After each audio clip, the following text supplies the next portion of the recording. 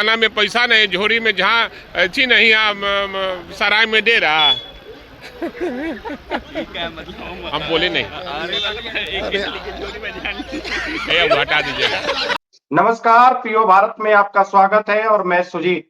आज जिस तरह से बिहार विधानसभा में राजद विधायक ने जिस तरह से विवादित बयान दिया है, उसके बाद पूरी बिहार की राजनीति में भूचाल मच गया है। एक तरह से कहिए तो लोग इस शब्द को बोलना नहीं चाह रहे हैं। शब्द इतना अमर्यादित है, उसको हम आपको सुना नहीं सकते हैं। पर उस शब्द से पहले राजद विधायक ने क्या कहा, राजद विधायक का नाम आपको बता देते हैं। राजद विधायक का नाम है भाई वीरेंद्र, मनेर के विधायक हैं। आगे उनका बयान सुन लीजिए, फिर इस पर हम खास चर्चा करेंगे।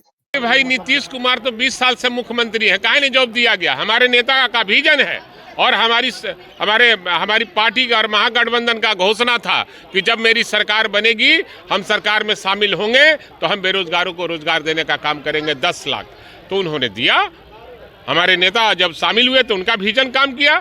पहले कहा नहीं दे रहे थे, पहले भी तो लोग था, देना चाहिए था। हमारे नेता का विजन है, इसलिए ये रोजगार का मतलब तेजस्वी यादव और कुछ नहीं। बजट में तो महिलाओं पर विशेष ध्यान नहीं, कुछ नहीं ध्यान दिया गया। पेपर में आप पढ़ते होंगे, खजाना में पैसा नहीं, झोरी में जहाँ अच्छी नहीं सराय में डेरा।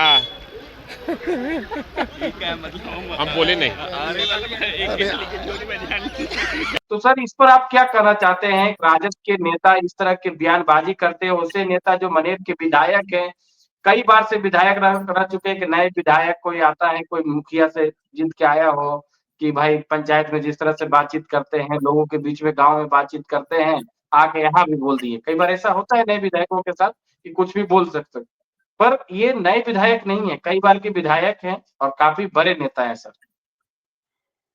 सुजीत जी, बिहार वैसे ही शर्मिंदा है। आपको याद होगा कि आज से कुछ दिन पहले जहानाबाद में जो केंद्रीय विद्यालय में एक ट्रेनी शिक्षिका दीपाली, ठीक है, दीपाली ने जो बयान दिया, ठीक है, कि हम बिहार में आकर जो है पछता रही हूं, ठीक है, बिहार ऐसे रहने लायक जगह नहीं है, बिहार को अगर भारत से अलग कर दिया जाए तो भारत विकसित राष्ट्र होगा।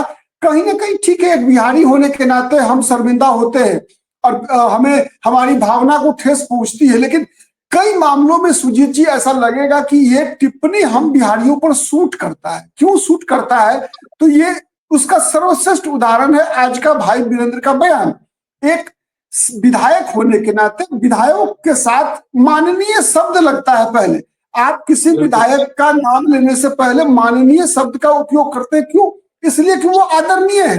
तो क्या ये प्रकार के शब्दों का इस्तेमाल करके कोई विधायक जनता की नजर में माननीय बन सकता है? ये छोटी बात है मुझे लगता है भाई वीरेंद्र की बात। इससे पहले भी आपने देखा है मुख्यमंत्री का बयान बिहार विधानसभा में जब वो महिला के संदर्भ में बयान दिया तो उन्होंने किस प्रकार की अमर्यादित भाषा का इस्तेमाल, जिसका कि आप परिवार के अंदर टीवी चला के सुन नहीं सकते। आप राबड़ी देवी का बयान आपने सुना है कई बार, किस प्रकार का घटिया स्तर का बयान होता है। एक महिला नेता के रूप में इस प्रकार का बयान का समर्थन नीतीश कुमार के बयान का उस समय, चूंकि राजद साथ में थी जदयू के, तो राबड़ी देवी डिफेंड कर रही थी नीतीश कुमार को। तो इसीलिए इसमें कोई आश्चर्य की बात नहीं है, ये हमारी पहचान बन चुकी है और ये दुर्भाग्य है। इसीलिए बिहार में जब आम जनता ऐसे नेताओं को वोट देकर विधानसभा या लोकसभा भेजती है, तो इन नेताओं से अधिक जनता भी दोषी मानी जाएगी, उतनी ही जितना कि ये विधायक और सांसद होते हैं। ठीक है, ये बात सही है कि आज के बयान के बाद भाई वीरेंद्र ने अपनी बातों को छुपाने के लिए पत्रकारों से ये आग्रह किया कि भाई आप डिलीट कर दीजिए। उनका तत्काल एहसास हो गया, स्लिप ऑफ टंग हो गया है। लेकिन ये बात तो है कि स्लिप ऑफ टंग किससे होता है? जिसके जुबान में होता है। अगर आप उस प्रकार की भाषा का इस्तेमाल आप करते हैं अपने जीवन में, तब तो कैमरे पे भी हो गया। अगर आप नहीं करते तो फिर ऐसा होता क्या? यह सवाल सबसे बड़ा है। तो हम किस प्रकार के जनप्रतिनिधियों का चुनाव करते हैं, ये हमारे माने एक मतदाता के रूप में हमारी योग्यता पर भी सवाल खड़ा करता है। ठीक है, तो ये सब कई मुद्दे हैं। कोई इस विशेष चीजें इसमें देखने की नहीं है। हाँ ठीक है कि आज राजद के लोगों ने इस प्रकार के शब्द का इस्तेमाल किया तो जदयू के लोग विरोध कर रहे हैं। कल जदयू के नेता कर रहे थे तो भाजपा उस समय विपक्ष में थी तो भाजपा विरोध कर रही थी। ठीक, उस समय में राजद के लोग समर्थन कर रहे थे, राबड़ी देवी के समर्थन में बयान था, तेजस्वी यादव बचाव कर रहे थे नीतीश कुमार का। तो ऐसा कई बार हो चुका है बिहार विधानसभा में। ठीक है, और आज तो विधानसभा में नहीं था, ये विधानसभा परिसर में बयान दिया गया था, कैंपस में दिया गया था। हाँ, विधानसभा के फ्लोर पर मुख्यमंत्री के द्वारा जो बयान दिया गया था उसको आप कैसे जस्टिफाई करेंगे सुजीत जी?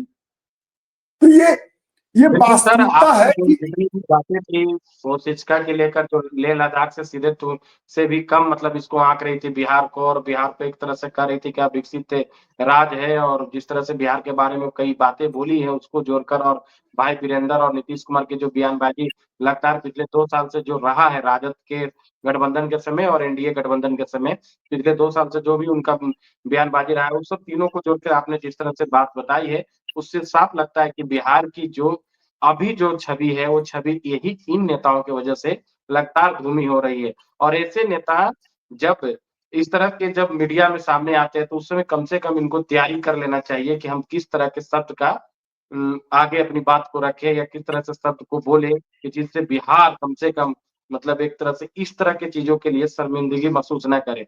हालाँकि भाई वीरेंद्र ने पत्रकारों से एक तरह से गिड़गिड़ाया भी कि भाई डिलीट कर दो, पर कमान से जब तीर निकल जाती है, जब जुबान से बातें निकल जाती है और खासकर के इतने बड़े नेता के हम और आप तो है नहीं कि जो चीजें छोटी स्तर पर दब जाए। ये बड़े नेता है और बड़े स्थान पर बोले हैं, बिहार विधानसभा के परिसर में बोले हैं।